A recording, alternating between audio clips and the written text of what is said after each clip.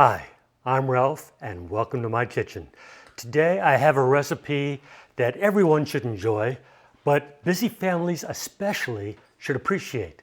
So many families today, they spend so much time driving around just like they're in a taxi cab with their kids to all the various activities all over town. So today I'm going to try to help you out because right now often the only solution has been to run through a fast food drive-through and get some kind of McDonald's or whatever else out there, and eating it in the car. The problem is you're increasing your food cost. You're causing food monotony because you're getting tired of eating that same fast food over and over again. Plus, it's making you feel guilty oftentimes for not providing a good family cooked meal for your family. A better solution is to pre-plan your meal and to prepare the meals ahead of time, perhaps on the weekend for the upcoming week, or perhaps in an evening that you might have free. So I'm going to show you one recipe today called the loaded chicken and potato casserole that I think your family is going to love. There are several advantages to this. Now, I'm going to show you one way to make this meal, but the beauty of this meal is that you can change it up. You don't have to use the rotisserie chicken that we're going to be using tonight. Instead of rotisserie chicken, you'd be substituting brisket or chili or just whatever it is that you would normally like to put on a loaded baked potato. But we're not using a baked potato in this recipe. So you're going to see that as we go along. This is going to be a fabulous meal for your family. Now, one of the beauties of a rotisserie chicken is you can get them very cost effectively at places like Costco and Sam's Club and most of your groceries out there, and they usually sell it for cheaper than what you can buy a whole, raw, uncooked chicken for that now you have to take the time to prepare yourself. I know at Costco and the Sam's Club, you're talking about $5 for a whole chicken. We're using 2 cups of that rotisserie chicken. Now, you do have to take the time to take the chicken off the bone, but you don't have to take the time to cook it or season it or any of that other, specialty stuff. You just have to take it off the bone and shred it as you do. This is how much else is left over for other recipes. And in another upcoming video, I'm going to be showing you what we have planned for this. So this is not going to waste. In fact, you might have a meal with this rotisserie chicken before you take the leftovers to put into this. First thing, we're going to start out by combining 3 tablespoons of olive oil into a large bowl. Going to add our potatoes. Now we're taking a shortcut. If you didn't want to use something like the pre-cubed potatoes that you can get at the grocery store, I did this because I thought it would save us even more time. You could just grab a bunch of russet potatoes and cube them up yourself. But I think this is going to work out really well for us.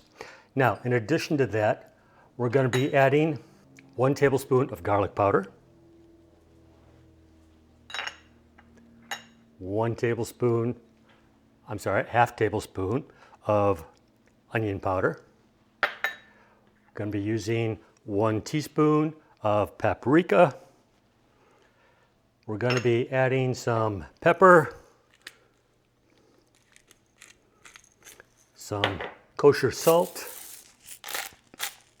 You also want to preheat your oven to 450 degrees, which I've already done earlier. Now you want to mix this up so that you have a good coating all over the potatoes.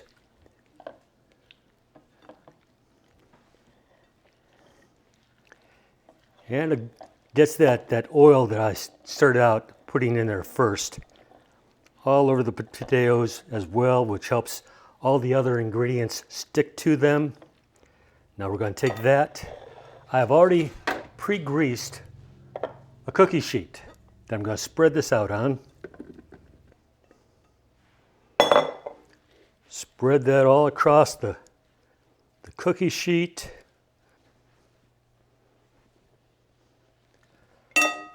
And I'm going to be putting that into the oven.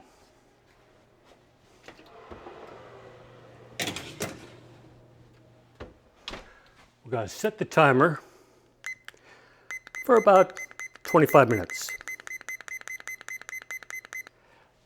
While that's in there, we're going to start preparing the rest of the mixture.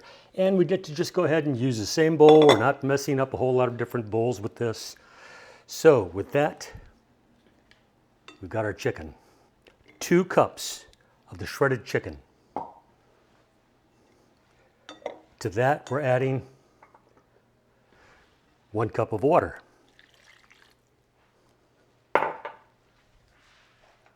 8 ounces of softened cream cheese.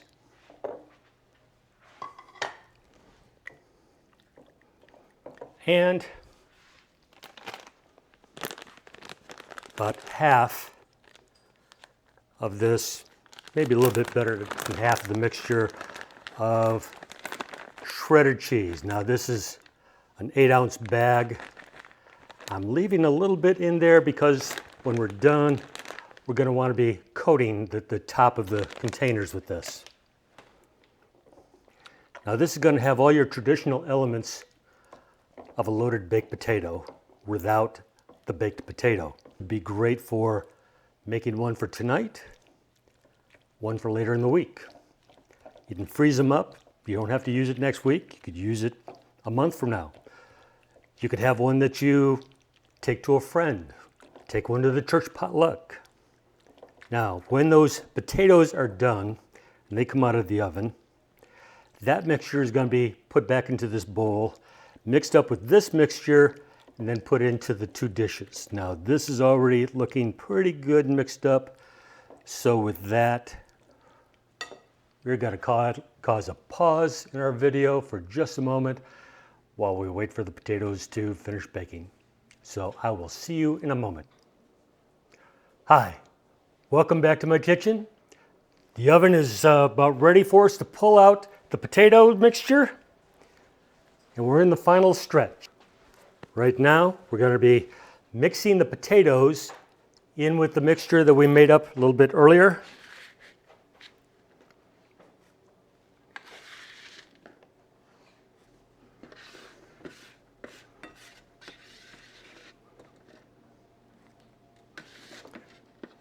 Now I also prepared toppings for this that will go on after everything's all ready.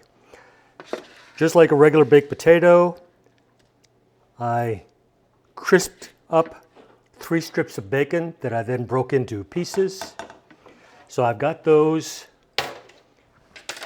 ready in a bowl for later, as well as sour cream topping. Not everybody likes bacon or can handle bacon. Not everybody likes sour cream. There's 2 kinds of people in this world. People who like sour cream, people who don't like sour cream. So that's why it's good to have it as a topping and not in the mixture for this recipe. Getting this all blended together, it helps if you just kind of rotate the bowl a little bit to make sure that you're getting everything off the sides, bringing it up from the center. I've learned I don't think you can have a bowl that's too big for mixing. And I learned that the hard way. And some of y'all may have seen that. So now, got my pre-greased pans over here.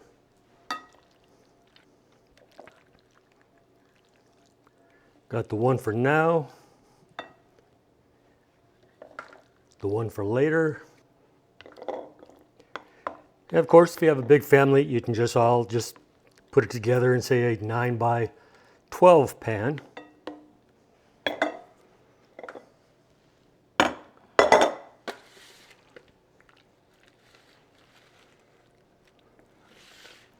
If you got a bigger family, go with more potatoes. Now I'm going to be putting this back into the oven, and this is going to be a 2-step process. This is going to go back into the oven at 450 degrees for about another 10 minutes. At that point, we're going to pull it out and put it up onto a higher rack that's about 6 inches from the top, and we're going to switch the temperature over to broil. We're going to stick it back in. I broil for about another 3 minutes. Stick these in the oven.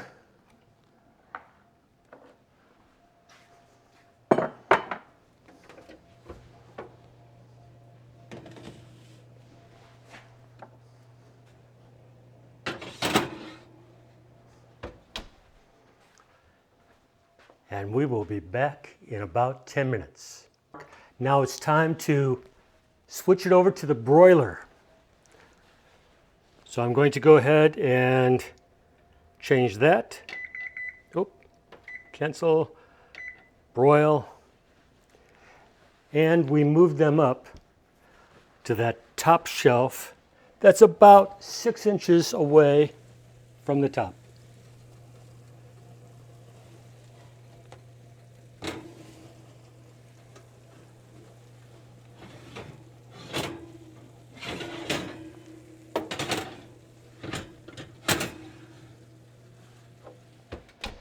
And it's going to be on the broil for about 3 minutes. So we will be back in 3 minutes. See you soon. Hi, I'm back. The timer just went off for the 3 minutes of broil time. So it is time to kill the oven and pull our dish out. Let me give you a view of what they look like. This is really bubbling here. Looks pretty good. Unfortunately, I made a mistake, but it's not an irrecoverable mistake. I forgot to put the extra cheese on top, but it's not too late. Because if you had a loaded baked potato, this is the time you'd be putting it on anyway.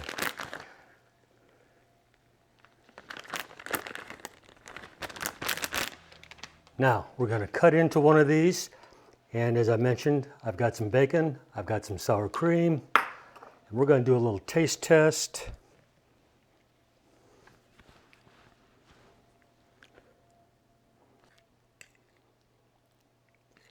And hope that I don't burn my mouth.